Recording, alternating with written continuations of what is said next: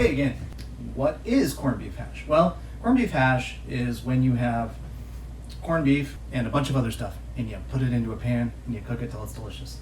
Got some old mushrooms that need to be used. Perfect. Potatoes, carrots, onion, garlic. I cooked the corned beef for about 3 hours yesterday, so it's a brisket that I'm going to just cut up and make into little dice, and then I'm going to put it in this nice pan over here. I've pre-cut a lot of things, and let's run that little video right now.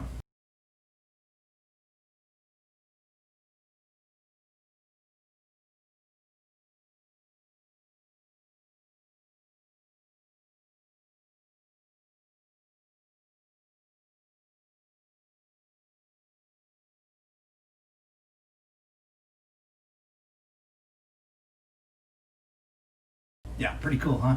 Okay, so I did not cover, hi, I'm over here now. I did not cover doing our onion. I'm also going to do one carrot, as witnessed. I've also cut up green onion and garlic.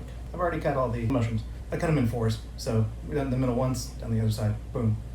Everything's gonna be about this size. There's gonna be potatoes. Carrots are gonna be a little smaller, and the reason is that they're denser and they take longer to cook. So when we dump them into the boiling water to par cook them, some people call it blanching, these are they're denser and they're going to take longer. We are not going to boil the mushrooms because mushrooms are 90% water, 95% water. So putting them in water is just a bad idea. A little salt, oil in a pan over here, and they will get really nice really quick. I'll probably throw them in with the onion and the garlic, so they'll all get the same flavors. So let's go. So what we're gonna do is we're gonna cut, might actually be more of a fine dice. That's okay. So we just cut not all the way through, but we're just gonna make a little grid pattern here.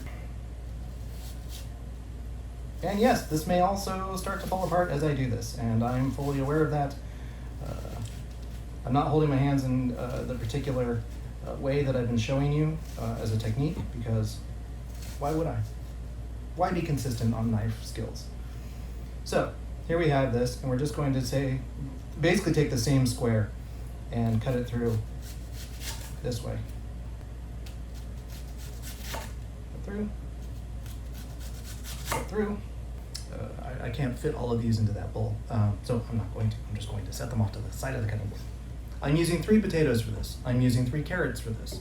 I'm using 2 sprigs of green onion, half of a red onion. So this is where the French food waste thing comes in.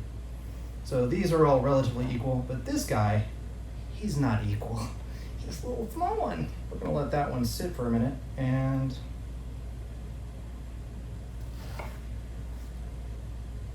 so some of these will be a little thinner than the others, but it is what it is.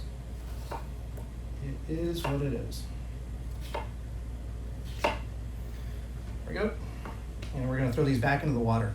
The reason we put potatoes in water is because the starches will turn brown when they oxidize, which means be exposed to air. So if you want to keep your potatoes from turning brown, you can either throw them in water, which has no deleterious effect on them or their flavor, or you can cook them. And we are going to do both. And I am going to use this guy. It will turn into a little piece of mashed potatoes in the pan. I cut these down. I don't try and do the whole thing at one time. Even though it's a fairly long knife blade, it's still a bit of trouble. I think I'm going to go just in quarters with this.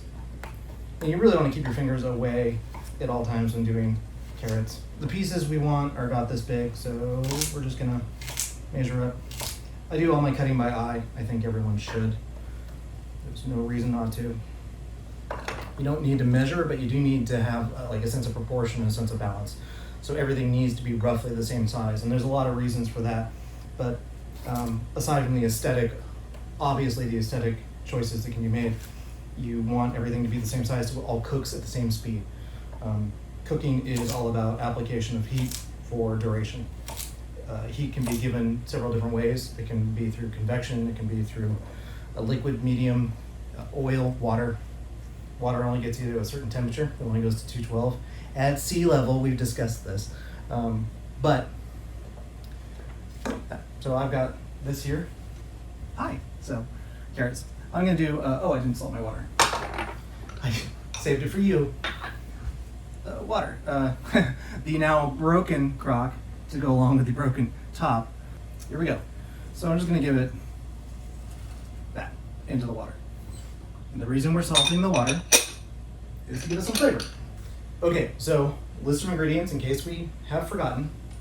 Potatoes, cut like so. Green onion, cut like so. Red onion, can be any onion, it doesn't matter. It's red onion. It's what I'm using because it was in the fridge, partially cut for burgers yesterday. Mushrooms cut as so, in quarters. If it is a terribly small mushroom, just do it in half. There's garlic underneath the red onion, so garlic in the cute little mandible. Oh, that's the butt. Cute little bit. That's upside down. Here, let me show it to you right side up. Yeah. I'm gonna throw in salt, pepper, and I'm gonna use some butter, olive oil. That's gonna be it. It's super basic flavors. I'm probably gonna use a lot of pepper, or maybe even some Szechuan pepper. Szechuan pepper from McCormick. Global Selects. Regular pepper has a heat, but Szechuan pepper, on the other hand, has sort of a sting and a numbing that you don't get with pepper. Okay, first things first. Carrots are in. Carrots are gonna go in for probably 10 minutes. I'm gonna cook them down. I want them to be a little soft. I want it to be al dente, which means to the tooth, which means it has a little bit of bite, which means I'm going to take olive oil and I'm gonna put it in the pan. I'm gonna use a decent amount because, why not? We're gonna have to move these around a lot. The reason we have to move them around a lot is that sizzling is burning if you let it go. And always with building flavors, which is so important, this is a good time for some salt. It's also a really good time for some pepper.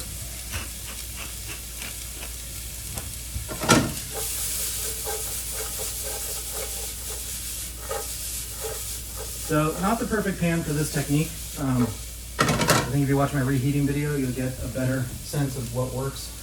The high wall pans don't really want the food to come back. They kind of want to go straight up. So it's kind of, you push into it and you kick it back. Potatoes. Don't do that. I do have Irish friends, and they will likely be either offended or offendedly amused. Keep things moving along here. So these are going to get soft, and they're going to go sort of kind of transparent. Translucent, I think is the word we call it. Back to using chopsticks. No particular reason. You can't move any significant amount of product from one pan to the other with chopsticks. I don't know, man. That's what I do. Chopsticks. I can play drums. Eardrums. Oh. Corned beef. I got meat. Fruit. This is corned beef. This is a brisket that has been cooked for a very long time. I've taken the fat cap off the top of it. You can see all the little seeds and seasoning. It's been cooked like 3 hours. So I'm just going to cut some slices off. I expect this to fully fall apart inside the pan. That's the point of cooking it for so long, is that you've broken down all the connective tissue. There's nothing really holding this meat together other than the force of sheer will. This is also great for sandwiches. I'm not going to use all of it because my wife would want to use it for a sandwich. So I'm going to save a little portion here. Yeah, those are looking good. Time to throw in the mushrooms. And not to belabor the point on seasoning, guess what? More salt. Hi. He's the funny one. I'm the cook one. I'm just going to do one sprinkle. There's building flavor, and then there's over-seasoning something. We don't want to do that. Yes, we do. Too salty. Add potatoes. Can you just cut the meat? Yes. I'll cut the meat. Now I'll cut the meat. I'll cut the meat in front of you. So I'm going to cut it into small little pieces here. So really the only thing holding that meat together is the protein strands usually held together by connective tissue. That connective tissue has been turned into basically gelatin.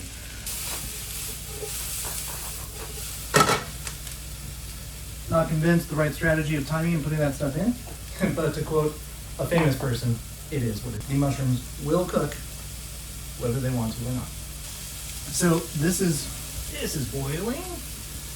We're actually going to dump this out in a colander in the sink. Still wanting this. to keep going. Right now it smells like mushroom, garlic, onion, and it smells really, really good. I think from here, it wouldn't hurt to throw the meat in. Proper tool for moving things around in a pan. I'm a black belt in cooking and kung fu. Yeah, so once it starts getting, this camera, once it starts getting hot, it's going to start to fall apart. I do really want it to brown. There are two ways to have corned beef hash. There is corned beef in a can.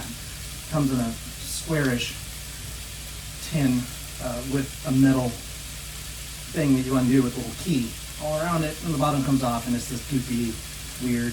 It's this, but ground up and formed into a can. Now I can tell you what you shouldn't do, and I'm going to let him explain. Yeah, so if you've got like one of these cans, and you're doing the little key thing, and you're wrapping it up, and suddenly it like slips out, and you're like, oh no, the key's not turned. I know, I'll just pull it with my fingers. This will just come off as one big cut, because you basically just sliced your hand open. And with every other disgusting thing. It's happened to me. I'm an idiot. Oh, by the way, the mushrooms are getting great now. They're starting to cook down. It's gonna work fine. I was nervous for no reason. I don't do that voice either. See? So let's check on another good use of chopsticks. They're put into your bowl. And then we poke. It did poke through. It did not break. I'm gonna go with these are almost ready to go. So,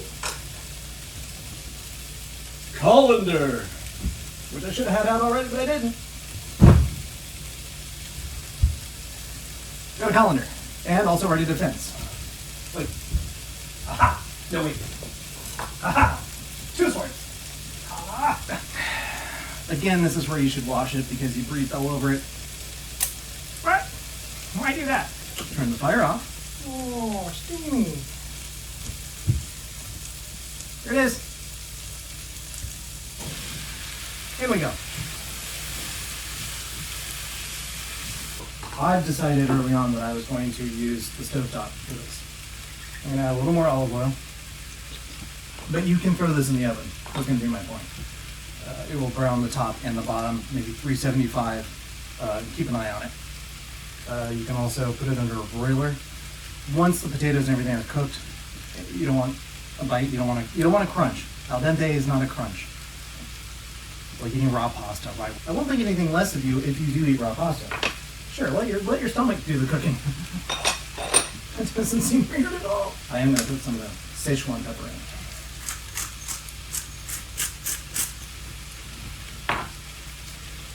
And I'm also going to put some regular pepper in. I do happen to like this very spicy. One of my treats when I was in high school was I would get the can of corned beef hash, and it just has potatoes and the meat goo in it. And I'd put it into a skillet, and I just fried it, cover it with pepper, eat it with ketchup. It was probably really unhealthy, really, really unhealthy. But it was really delicious too. We're moving things around.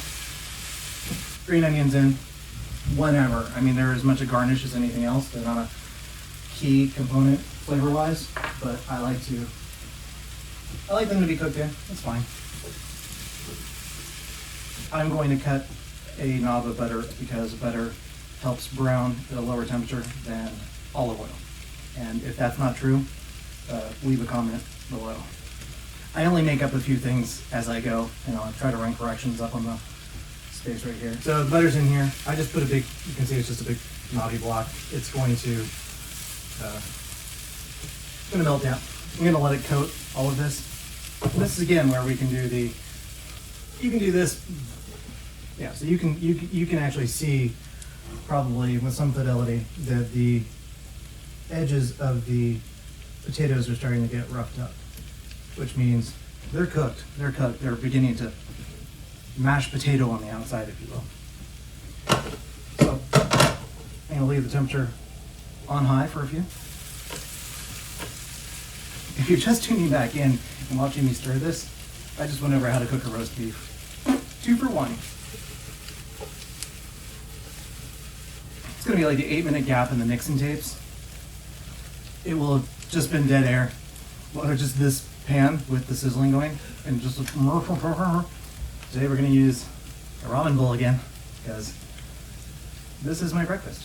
But as soon as I'm done cooking this, I have to cook breakfast for everyone else in the house. Does that seem fair? I mean, shouldn't they learn to cook? They should. Right. Here we are.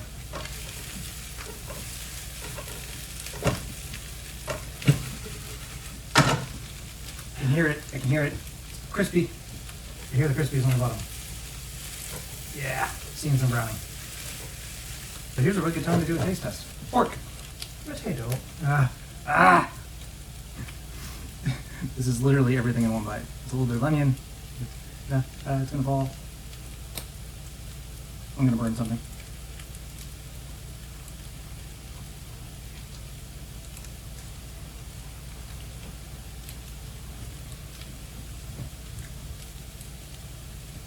It could be spicier. That's it. Flavor's perfect. We're sneaking in this stuff. Always use the Szechuan pepper. I don't know why I put up with them. That's it. So that's corned beef hash. Empty out your fridge. Take whatever you got in there. You could use things from the garden. You can make it as unhealthy, or as, I say unhealthy, you can make it as healthy, unhealthy as you like. This could be browner, but I put ketchup on mine because I'm still a child inside. Change exposure. This 4 camera setups. At least I stopped doing 4K. Also stopped doing 60 frames a second on one of them. Are you trying to edit a video and suddenly mouth is off? You don't know why? Well, that's because one of your clips is at the wrong frame rate. I'm gonna serve it. Let's have a little final picture here of what things look like. A poached egg over this would be amazing. And I was gonna do that for the video, but then I forgot. Oh, the food! Are we doing bad ASMR eating videos again? It was delicious. Need ketchup. This is delicious. Now you know. It's as simple as that. Put everything into a pan, brown it. You could stick this in the oven, you could stick it in the broiler, stick poached egg on top of it, which is what I would recommend. I was going to do, but now I'm not gonna, because I'm hungry. I'm talking with my mouth full on camera. Again. Well, thanks for coming. Subscribe. Like it, I guess. That's important. If you like it. If you don't like it, keep your opinions to yourself. I'm very self-conscious. That's why I can eat in front of you.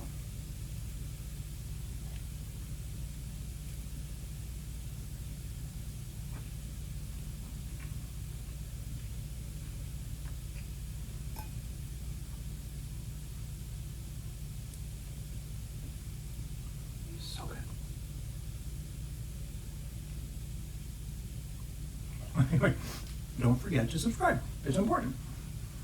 I'm gonna go see if the funny guy will do something. Okay. What you really need to do, don't tell any of your friends about this. Just subscribe. I don't know what that'll do. I think you should tell your friends about it.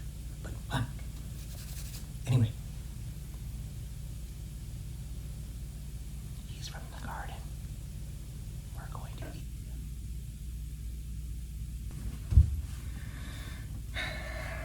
Toodles.